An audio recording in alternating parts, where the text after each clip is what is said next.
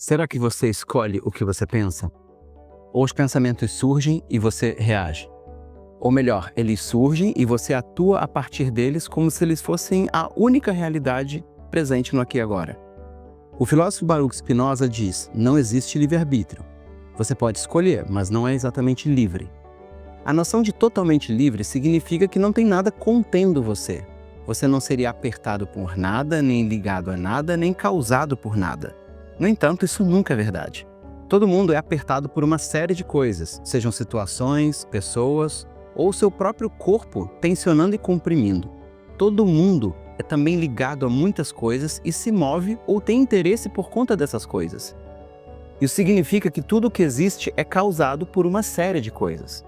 Eu ter cabelo castanho é causado por uma série de coisas. Uma obra de arte é causada por uma série de coisas. O que o artista estava sentindo, os materiais que ele usou para fazer a peça. Uma pessoa que decide terminar uma relação com a outra é causada por uma série de coisas. Onde é que está o livre-arbítrio? Tudo o que a gente sente tem muitas causas. Umas são mais claras do que as outras. Tudo o que a gente quer e deseja tem muitas causas. Tudo o que você deseja fazer tem uma necessidade. E tudo o que você quer expressar também tem uma necessidade. Spinoza ele dizia que nada se move no mundo sem que seja necessário. Então, ninguém arbitra ou decide ou se move numa direção sem ser causado por nada. Por isso, ele dizia que a liberdade não vem do livre-arbítrio, mas de compreender as causas que determinam esse arbítrio ou essa decisão. Se você souber o que faz e por que faz, você tem uma chance de ser livre. Se você souber o que sente e por que sente, você também tem chances de ser livre. Se você não notar o que você faz e não compreender por que faz isso, você é livre? Ou você está preso em uma situação ou uma programação onde você só pode fazer aquilo? Você pode imaginar que se você der um pulo, você sai voando. Você pode imaginar isso. Mas imaginar que você pode e poder são coisas diferentes. Se você tentar dar um pulo aqui na Terra, você vai conseguir subir meio metro. Isso acontece porque você está preso em regras. A gravidade na Terra é um sistema de regras que condicionam você e o que você pode fazer. Mas se você compreender como ela funciona, você pode tentar outras alternativas. A questão do arbítrio é que todas as coisas estão presas dentro de muitos sistemas de regras. Na Lua, por exemplo, existe outro sistema de regras, então se você pular lá, você de fato sai voando. Esse princípio do Spinoza é muito importante para a gente entender a vida emocional, por exemplo. Uma pessoa tem um acesso de raiva e ela não tem uma boa compreensão do que ela sente ou por que sente. Então ela fica confusa porque aquilo brotou e ela nem sabe de onde veio e nem sabe como controlar aquilo.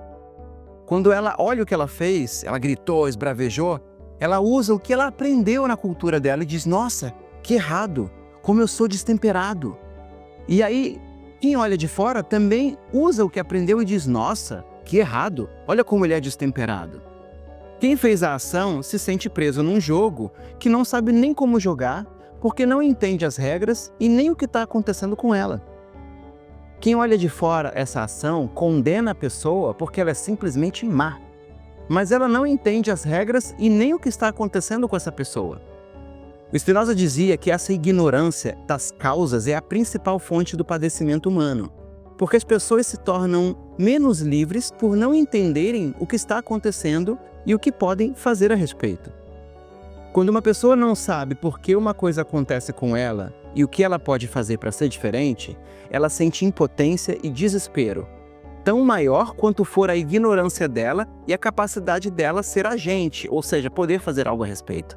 E é nesse momento de impotência e desespero que a pessoa começa a inventar causalidades.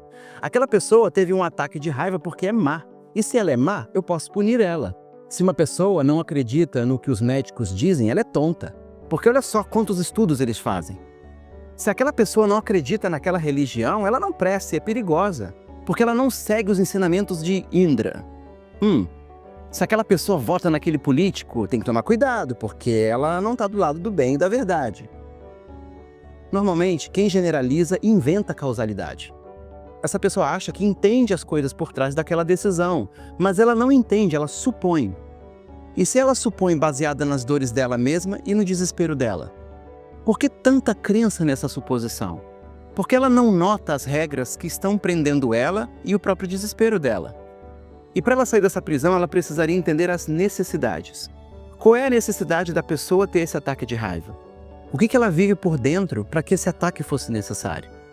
Porque ela acredita cegamente numa autoridade médica e não vai lá conferir com os próprios olhos ou falar com outras pessoas? Porque uma pessoa sente necessidade de aderir a uma fé específica? Por que aquilo é nutritivo para ela? Por que ela acredita naquele político mesmo que ele participe de várias corrupções? Porque o que ele diz é importante para aquela pessoa.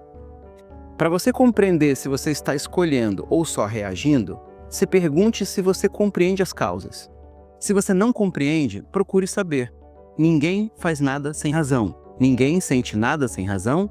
E ninguém defende uma ideia sem que ela atenda, ou pelo menos prometa atender, a uma necessidade interna. Generalização e punição são medidas de desespero. Se você quiser aumentar seu grau de liberdade interno, faça perguntas. Compreenda por que uma coisa acontece ao invés de tentar silenciá-la.